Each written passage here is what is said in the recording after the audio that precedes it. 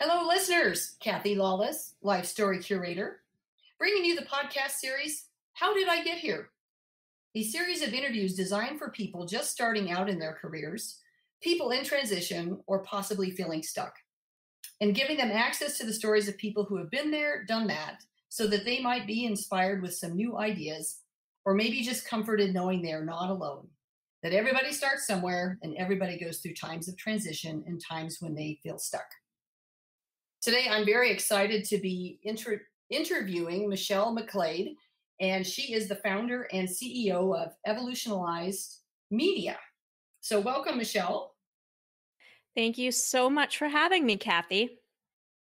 And Michelle and I met through a mutual friend, and she is also a fellow podcaster. So I'm sure we're going to get into that at some point. But Michelle, before we get into what you're doing today and how you got here, let's jump into the icebreaker questions, which are, I think they're softballs, but I guess they do go kind of deep. But tell us where you grew up, how many siblings you had, where you are in the birth order, and how you think that might have shaped you as an adult.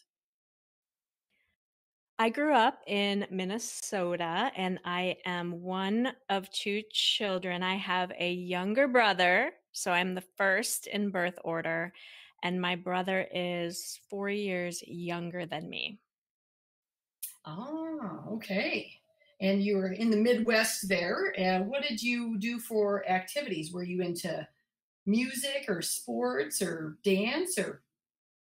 Oh, that's a really interesting question. It evolved over time, of course. I remember, I wasn't like immediately in something. That wasn't really how I grew up. I mean, I grew up playing at the park, I think like most children at that time in the city. And so, my parents would sign us up for something like t-ball at the local park.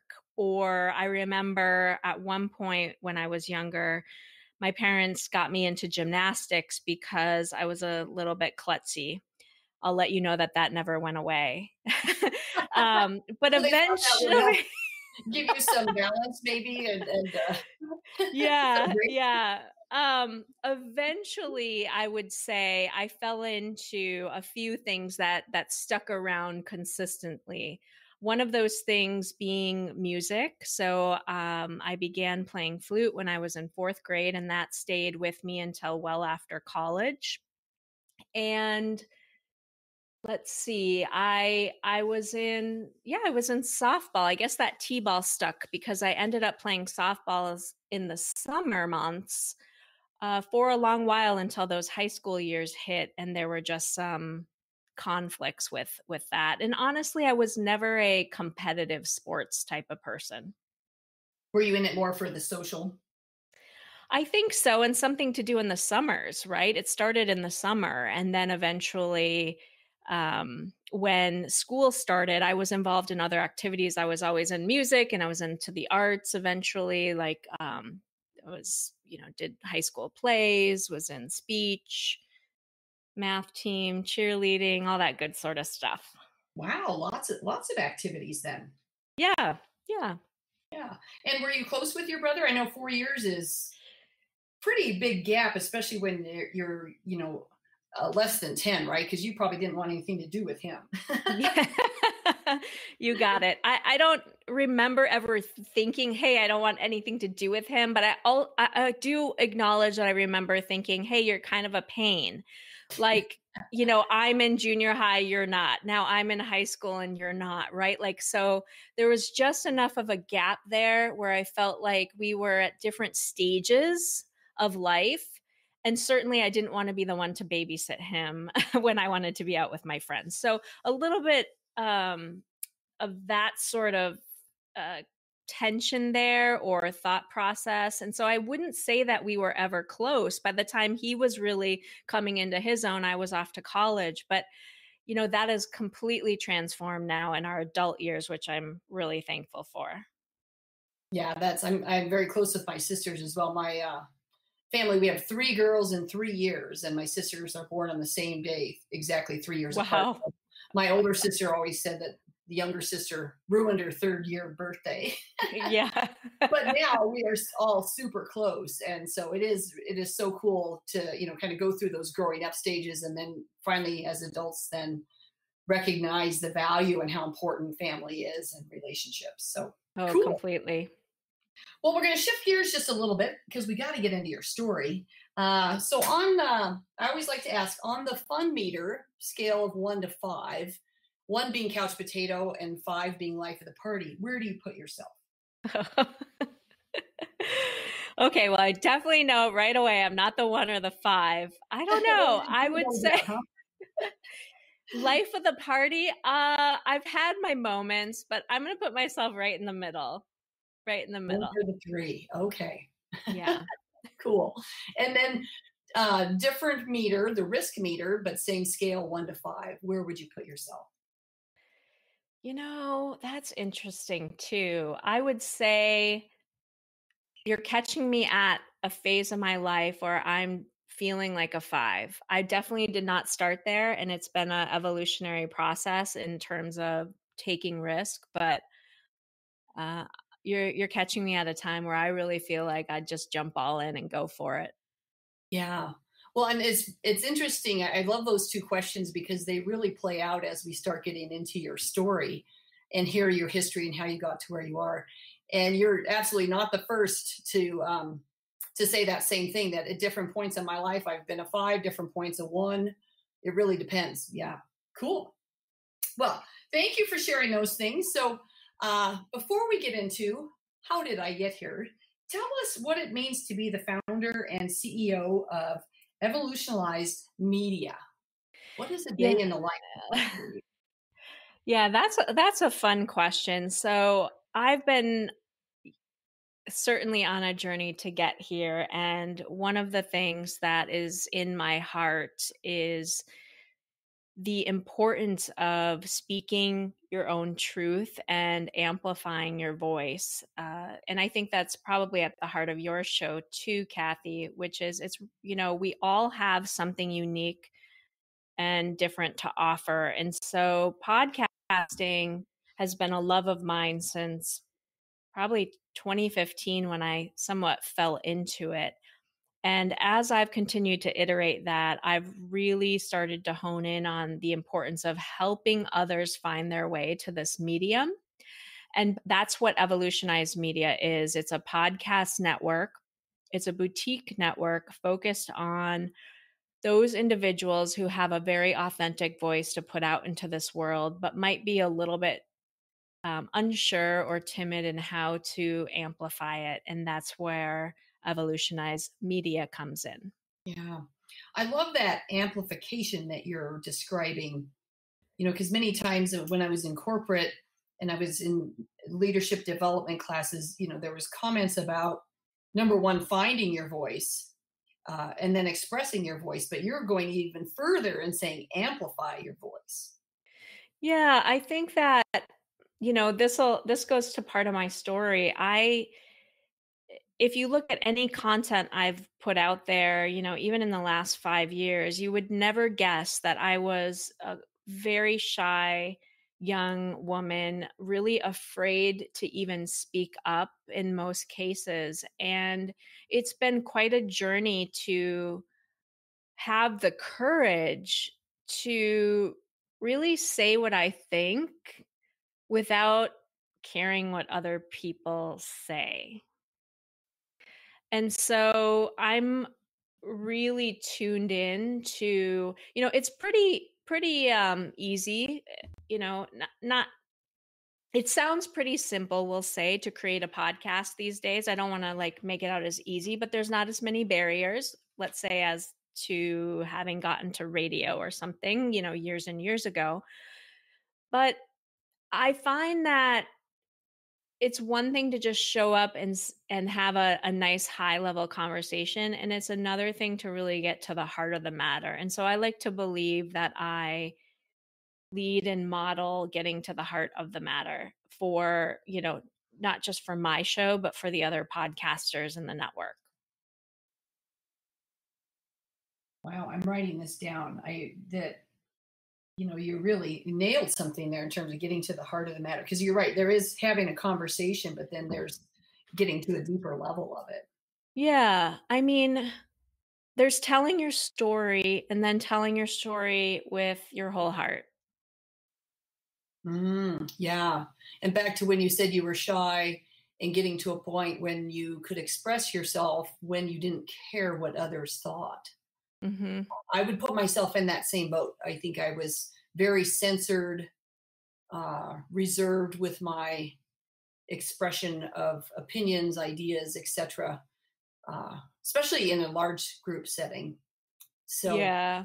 do you find that this is, do you work more with women or with men? Is this more of a gender thing? Because I know in women's studies, they talk a lot about, finding your voice. Yeah.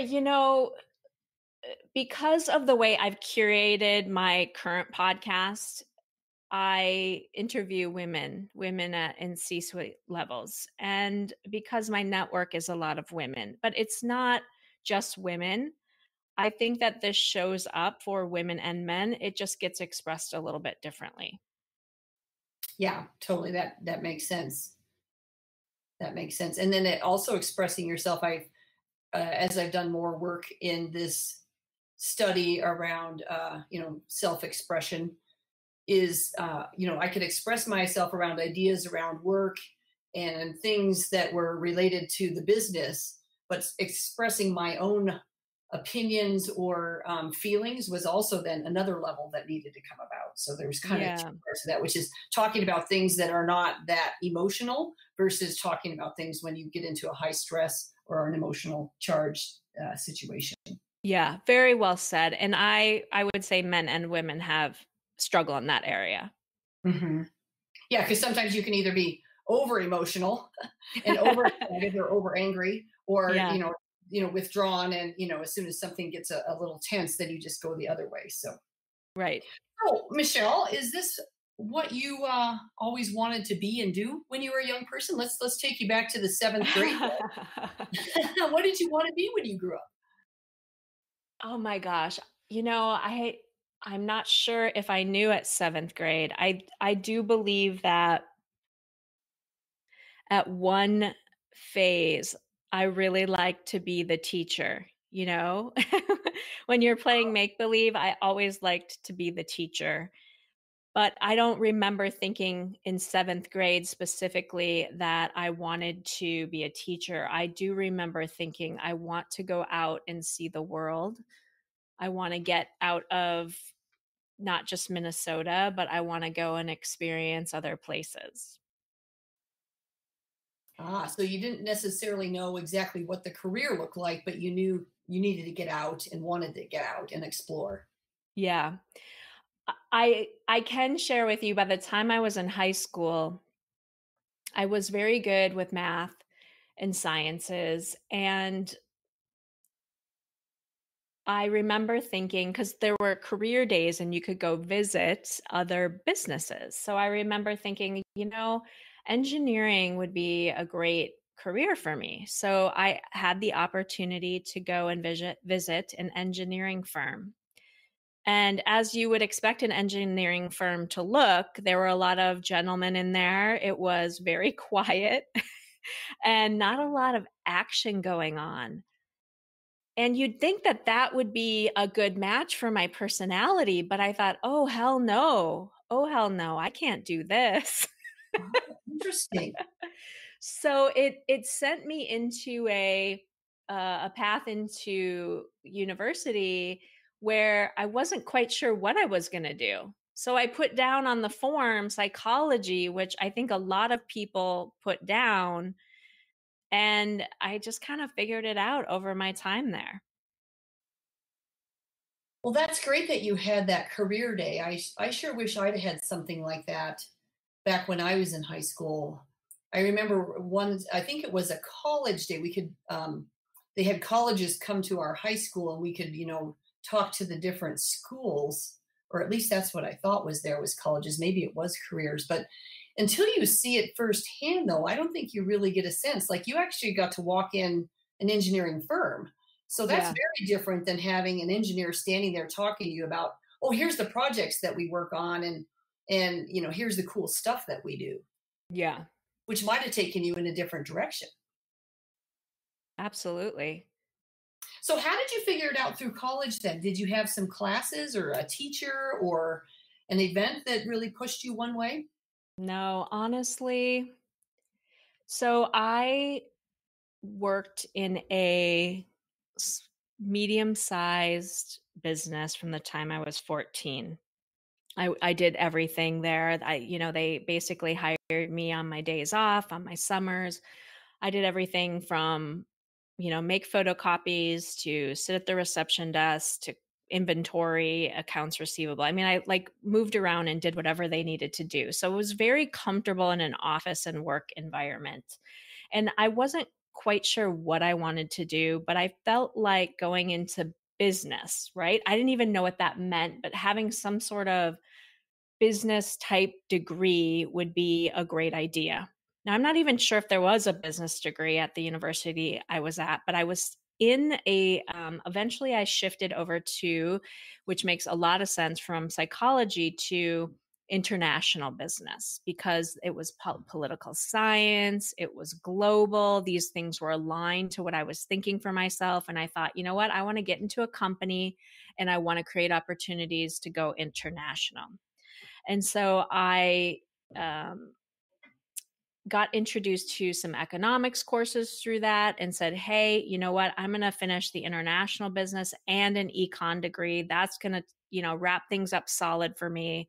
And I'm going to get a great job at a global company, and we'll see what the world delivers after that. That sounds like a good plan. Did it work? Yeah, it worked. Except for I don't know if I've told anybody I this. love that.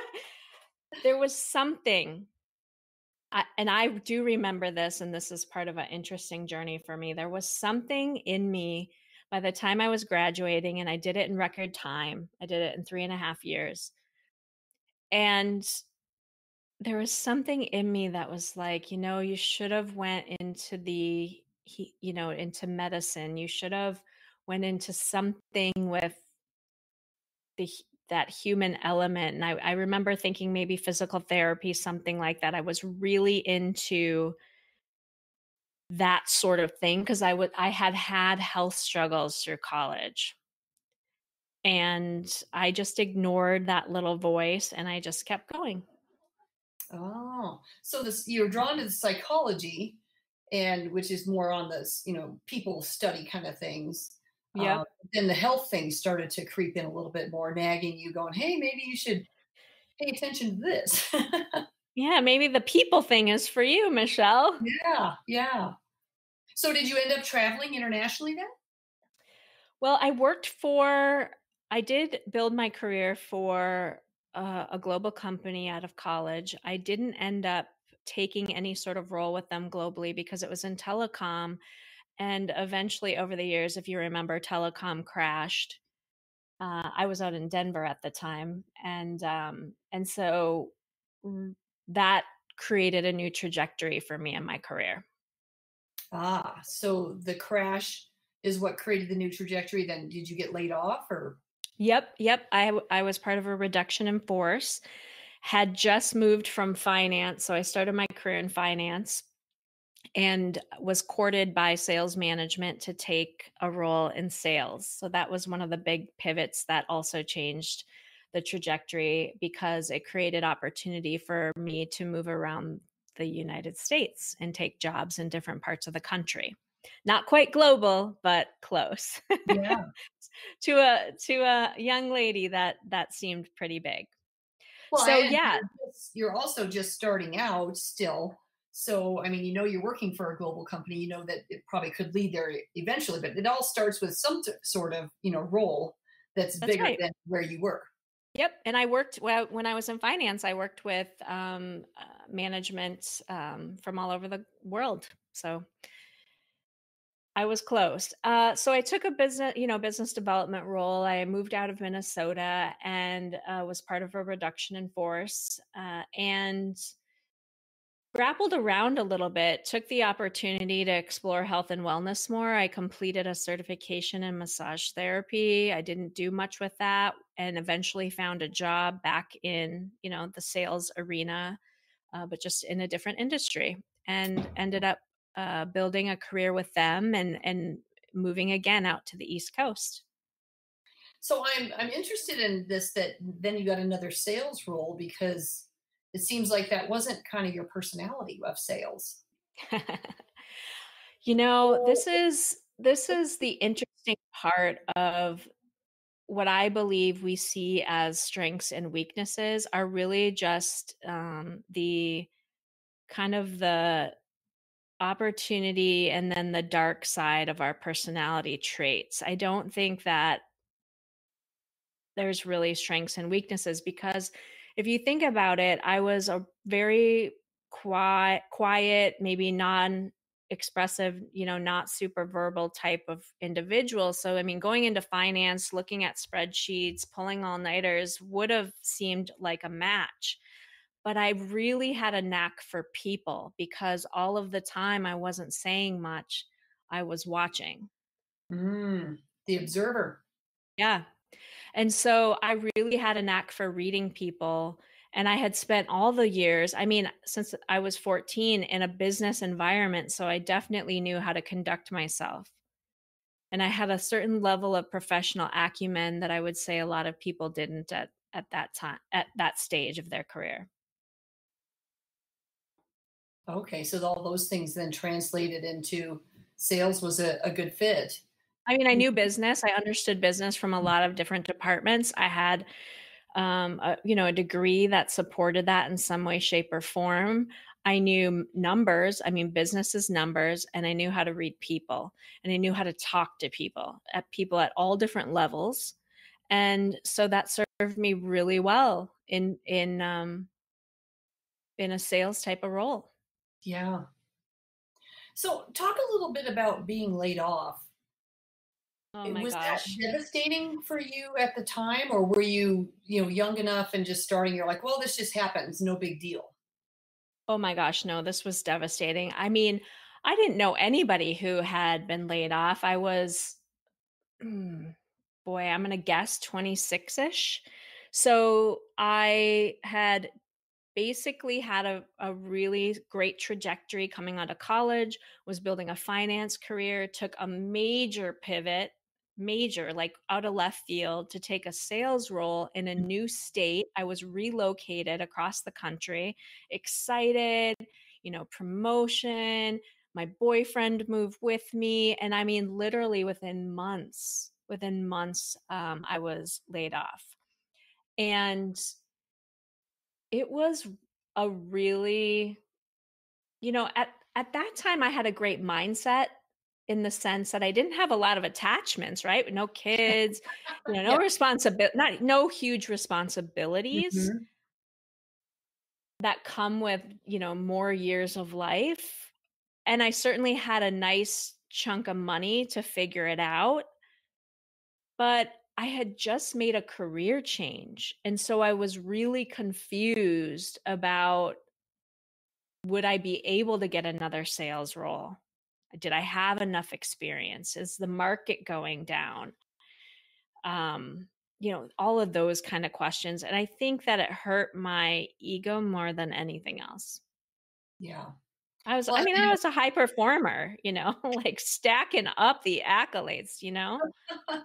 well, and it's hard. It's hard not to take it personal, and yet then if you're when you're on the finance side, it's just a series of numbers, and it's a Yeah. decision based on numbers. But it does seem odd to me when companies do that, where they invest in someone and they relocate them, and then very quickly it's like, wait a minute, you just spent all that money Yeah. relocating and promoting and investing in this person, only to then, uh, you Well, know, it wasn't that personal. I mean, they cut entire teams. You have to, if you were in this industry, I mean, they went from $1 million months to $1 billion months in sales. That's how quickly that industry boomed. And then that's how quickly that industry dropped. ah, Yeah. okay. So big teams laid off, but it's still, Yeah. you're going to take it personal, and then you got to. come out of it. So how did you get yourself out of it? Well, I'm not quite sure. As I mentioned, I had this chunk of money. I had this interest in alternative healthcare. I decided I would take on a certification in massage therapy and see if that was something that was of interest to me. I took it as an opportunity to explore another little area that I thought that is what I really wanted, only to discover that career wasn't a fit for me. So I started looking for a job and I just took what I could. I honestly just took what I could get and I worked. It was a little bit of starting over. It felt very much like starting over Mm, because, at least in the company where I had made some shifts in departments, people knew me. I had relationships, but now I was out in a brand new market. I had no connections, no relationships. Telecom wasn't hiring. And I just had to scrap my way around to see who would hire me. yeah. But I did get into sales. I just had to take what I considered a step back into inside sales types of role because I just didn't have a lot of experience on my resume. Well, and can you explain a little bit about what time frame this was, what decade? Because that probably gives context too. Well, what was going on in the economy? Yeah. This was before and after 9/11. So yeah, the timing of that, not good, right? Hmm. Yeah. Yep. Okay, so you get in the new sales role, and kind of how did things evolve from there? Well, they went swimmingly well. My skill set was there. I had the opportunity to prove myself. I went into a new industry in building materials. I helped build their inside sales team, which was a new initiative for their organization. And as a result of that, I was able to, within a couple years, get promoted to take on their number one sales territory in the Northeast. So I moved across the country again and landed out in the greater Boston area. Wow, so we're back to that you being a five on the risk-taking meter. That's right. I'll tell you an interesting story. I love telling this story. I think that it was an empowering time for me. My husband, so we had ended up getting married during this time, and this opportunity to move again presented itself. And we knew that we were in the Denver market out to the Boston market was going to be a huge change in living expenses. So I really need, and plus he was going to need to leave his job. So there was no financial security with what he would land when we got there. So I really needed to negotiate a, a great deal for myself, right? A really great deal. And it's really interesting, Kathy, what you can do when you want something. Yeah, that's Because that's a powerful that's motivator. probably one of the best deals I negotiated for myself, for sure. Well, yeah, because sometimes when you're just getting that first job out of college, you're just so excited to get that first job. You kind of take what they offer, right? You don't start Yeah. looking at, well, I need to negotiate that why I'm better, right? But then Yeah. you're in this point where, oh, I have all these reasons why I need to negotiate. Huh, interesting. Yeah, and what I've learned and I would love to share with people is your best negotiating opportunity is typically when you go into a company. Once you're in, it's really difficult, and I think that's continued to be true, to really make large jumps in your salary or the income that the company is providing. So it was a really kind of proud of myself moment when I was able to do that. Good for you. And I've heard that too. That's that your entry in is really the most powerful place to do the negotiation. So Yep. yeah. Yep. So listeners, that's big tip right there. Okay, so things are going for you well. Now you're out in Boston. What's next? You know, I got roughed up by the East Coasters. The Midwestern uh, wore off. the young Midwestern lady had some rough and tumble integrating into that East Coast, especially down in New York. I think I did pretty well in Boston, but what ended up happening is it was It was a really stressful time for me. I had some of the health challenges that I experienced in my like early 20s during college crept back in, and I was having a lot of health struggles. I was having a lot of stress at work, and I crashed and burned, honestly. Oh no. I'm Yeah. sorry to hear that. Well, this is what it looks like to be a high performer that pushes yourself to the brink of to the brink. Yeah, because you mentioned earlier about staying up all night working on the numbers and the deals That's stuff, and that, anybody who knows anybody who has a finance career knows that that's just part of the game yeah, to yeah. close the books. Hmm. So you crash and burn. Did you then take some time off? Yeah, I actually had to quickly leave that job. I don't know that they really understood why, but I had at that time received a potential diagnosis from my family physician that I had lupus, and I really needed to change my life. Yeah. So you have to hit the pause button and get healthy. Yeah, yep. And and I did. It was not my most. Hmm, I don't know. Like it's sometimes when you look back and you're like, I wish had done things differently, but I just didn't have the skill set to do so. If that makes sense. Yeah. Um, I just I just exited that company. I exited that. It was really a family. I felt like a family that really wanted to see me succeed. But I mean, when you receive information that your life is forever changed and you have this now chronic illness that's going to impact every way, shape, or form, you just kind of choose you and you get it done. Yeah. So maybe you would have handled the departure a little differently.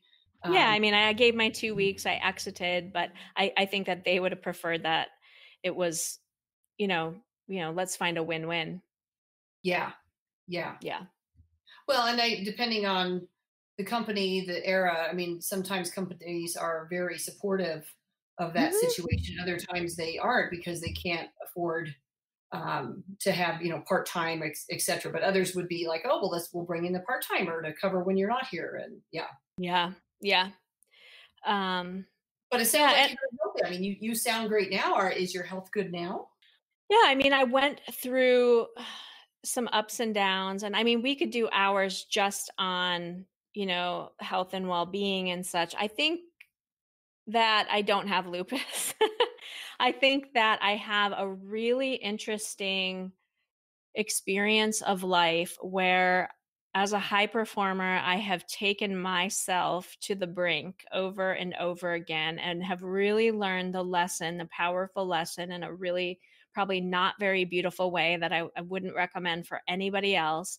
The importance of you and investing in you first, and really understanding that the more you work on your inside power, and I mean that from a spiritual, mental, and physical level, the more you work on that and invest in that, the more powerfully you can not just lead yourself, but that you can lead others, and how that shows up in every walk of life. And like I said, I wouldn't wish my path for anybody else, but at the same time, for every dark side there's a light, and the light of it is I know this inside and out. I can see it coming for people.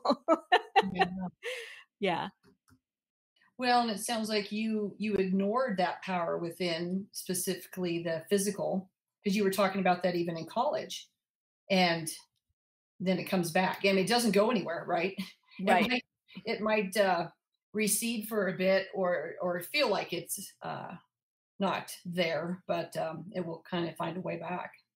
Oh, it always, when the universe wants to tap you on the shoulder, it will continue to do so until it's knocking you across the head, saying, "Wake up! Something needs to be different, or Yeah, you're not on the path you need to be."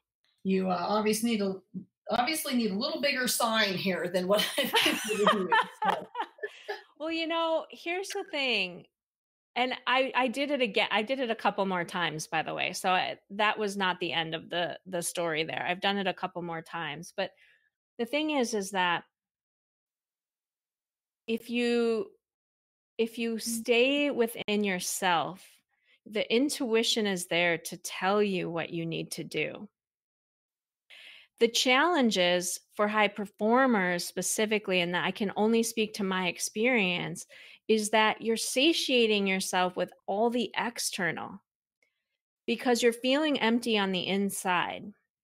And what you need to learn is that it's not the outside that'll satiate you. That you will be insatiable and you will run yourself to the ground or something else. Mine just happened to be my health. You need to work on filling yourself up from the inside out. So powerful. Wow. So how do you do that? How do you fill yourself up from, and how did you do that? I guess, since you said it took a couple more lessons.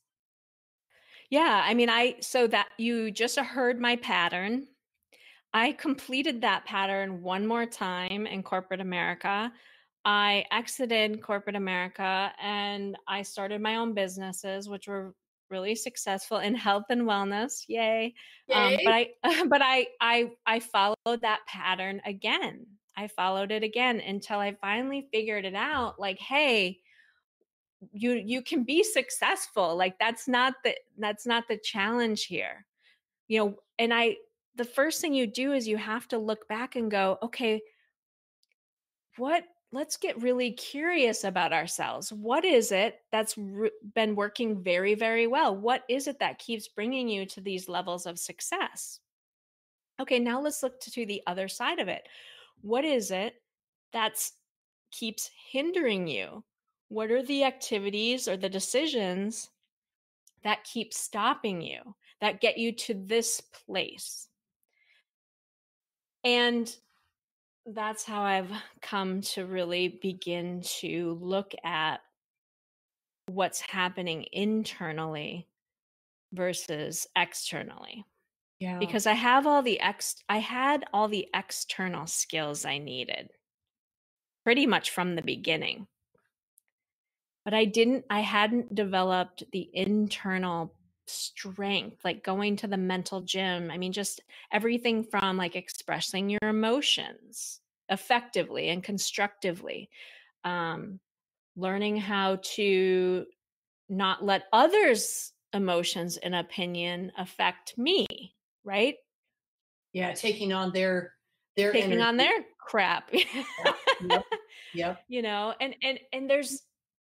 it, there's layers to this. It's like an onion. There's layers to peeling back, and it's a little bit different shape and form for each individual, but I like to describe it as these little mechanisms that we put in place over time, and they're very powerful, and they're doing a great job to keep us safe until. Yeah. Yeah. You mentioned you made these two lists, what was making you successful and then what was kind of taking you down a path of poor health and maybe not being so positive in your environment. What else did you do? I mean, were you reading books at this point? Did you have a coach? Sometimes it's hard to self-regulate or self-recognize even how to get yourself out of that situation. Yeah, I would say I cannot offer someone one thing to do, today that's going to peel that onion back. It is, not was, it is a lifetime commitment, is what I have learned. So to get myself Mhm. out of that, I mean, one, focus on the task at hand, repairing the body, right? Yeah. uh, really looking at what you need to put in place, or what are the triggers or what are the alarm bells that signal to you when you're starting to go back onto that path. I mean, these are the foundations of the house. But after that, Kathy, it's a matter of working with mentors. Like you said, you cannot see for yourself always. Working with mentors to really take a look back at, what are some of the mechanisms that I put into place, acknowledging those, taking personal responsibility for those things.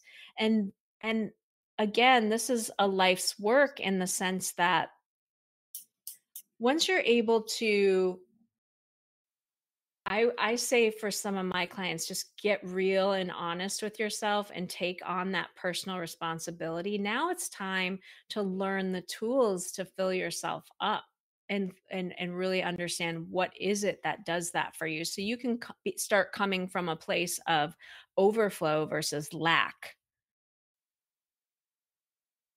Yeah, because it's easy to be in the not enough or to be chasing something. Yeah. And that was really at the Mhm. root of it all, right? Like it was trying to fill myself up with other things. But that came years years after. First, it's the, how do I need to take care of my body, and what are the triggers, and how can I train myself to see these triggers sooner and sooner and sooner? Yeah. Yeah, because I mean, they're so ingrained in your pattern.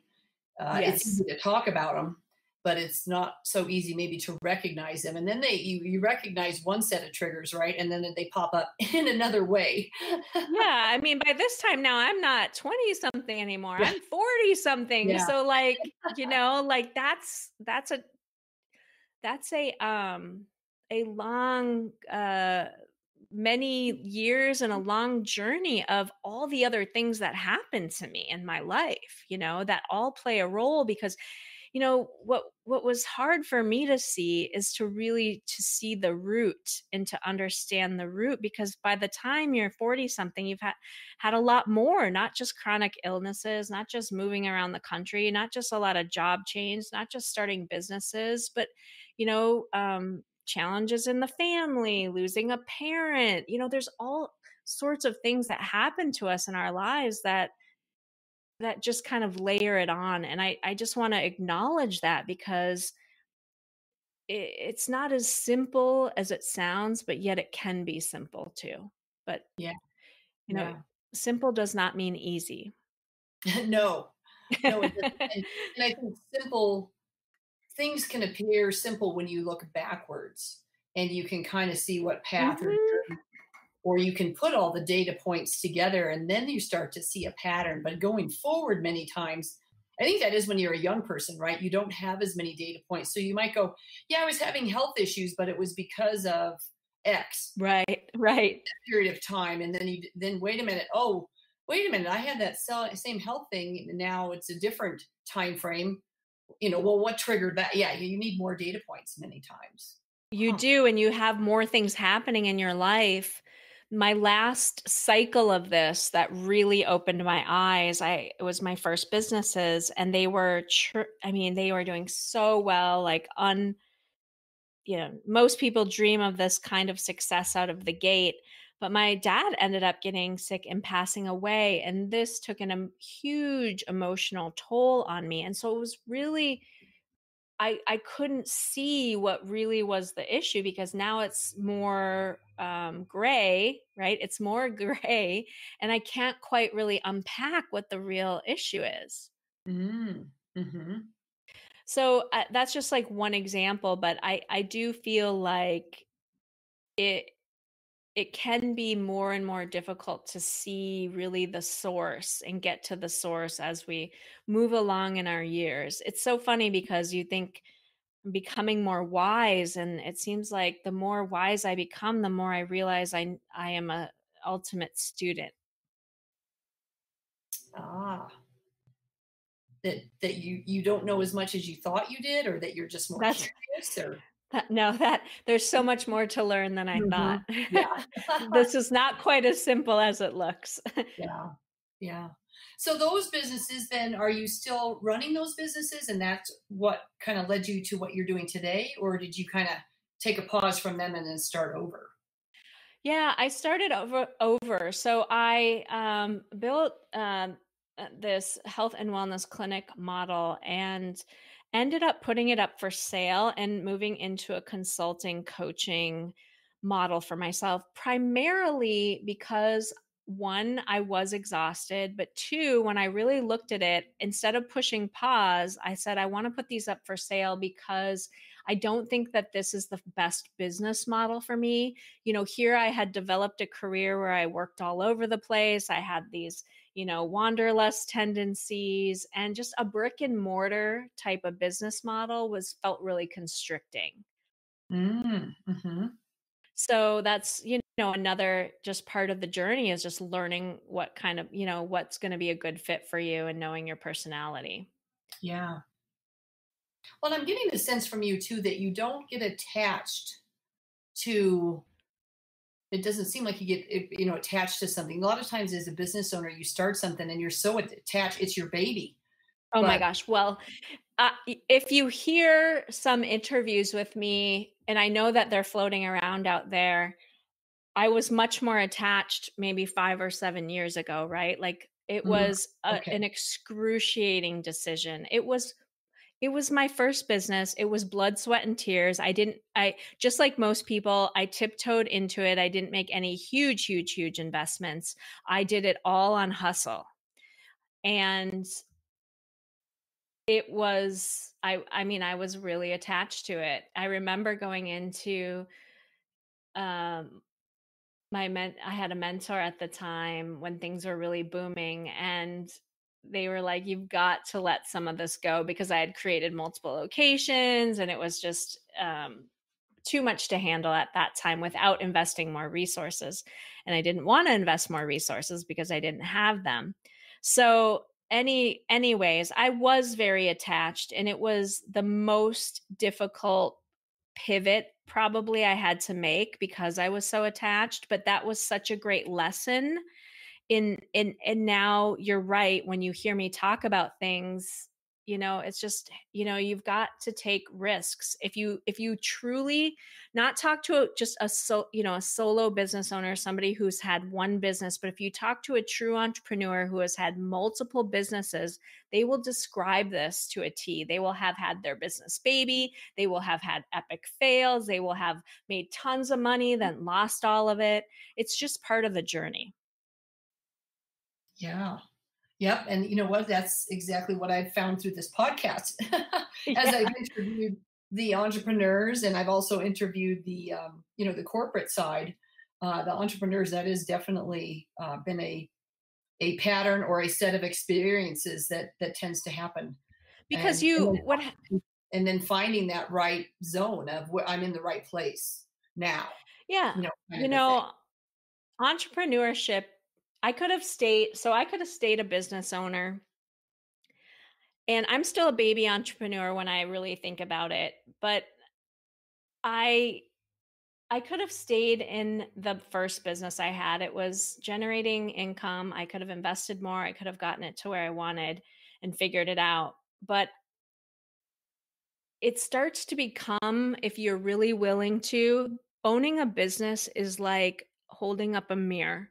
It is a direct reflection.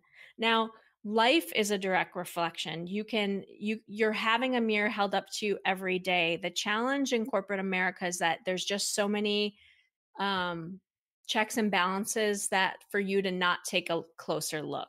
But by the time you're out on your own trying to make it happen in your business or businesses, there is no way, there is no way you cannot see in the mirror. And that's why I believe so many businesses fail, is because people, whether they use this language or not, they're looking in the mirror, taking a really good look in the mirror for the first time, and they do not want to see what they see, and they run for the hills.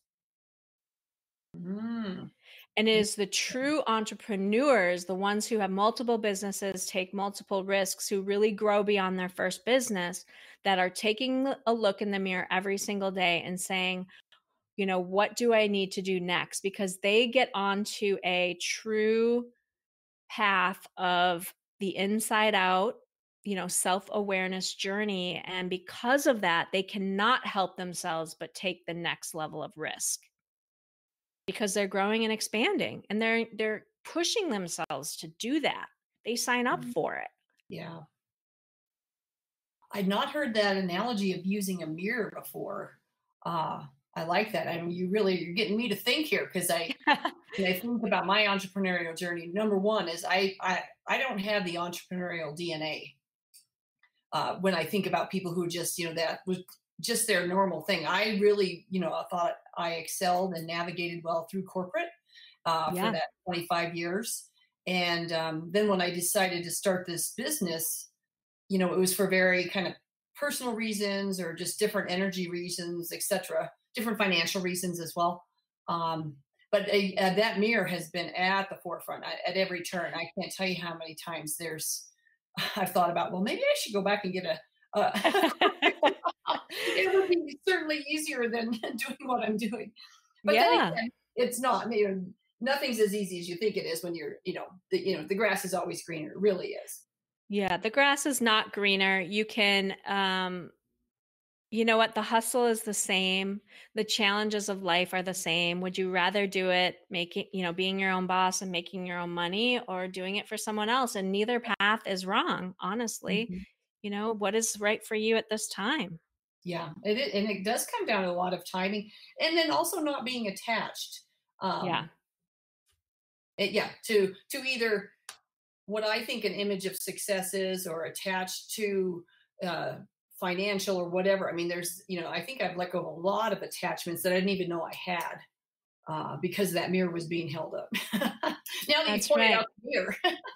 That's right. It's funny. It's like you're looking at it every day. And I mean, that's you said one of the greatest lessons that I've learned is you definitely want to have your vision. You definitely want to know what success looks like for you right in this season, knowing that it might look different in your next season, but you want to have that clarity of what success looks like, what the vision is, and then you all you need to do is start moving towards it one step at a time and not be attached to how it comes to you. It might not look and feel like you think.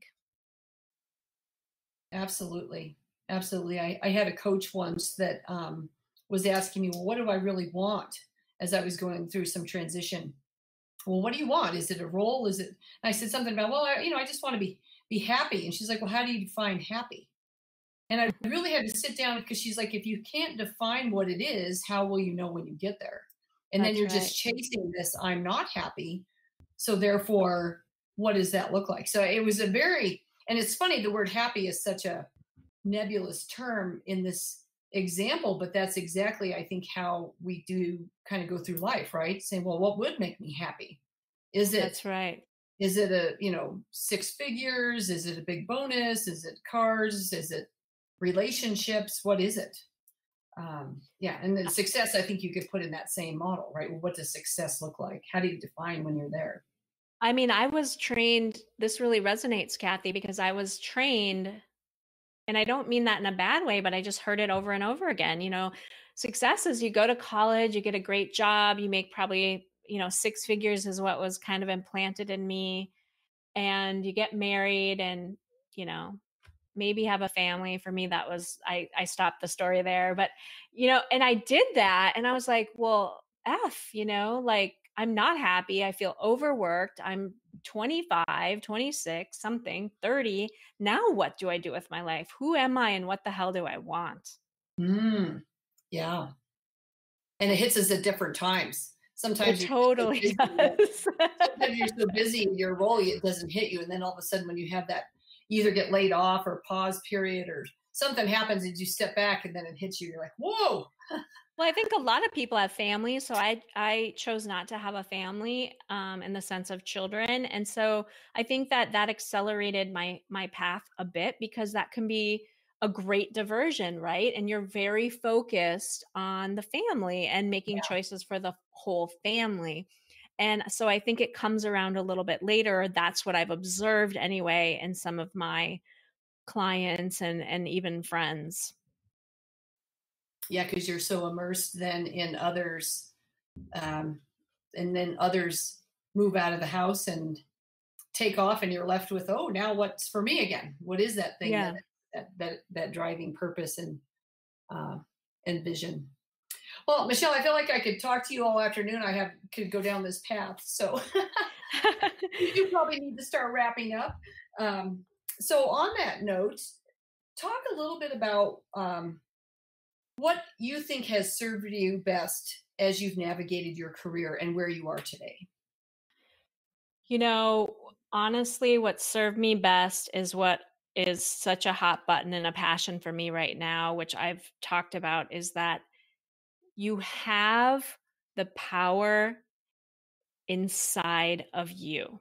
Okay, so you have the power inside of you. And what I mean by that, and what has always served me well, is my intuition. But there were so many times when I pushed it down, I didn't nurture it, or I didn't listen to it. And you heard the stories about where it came knocking and roaring at my door to make me shift or wake up or pivot, or all three of those things.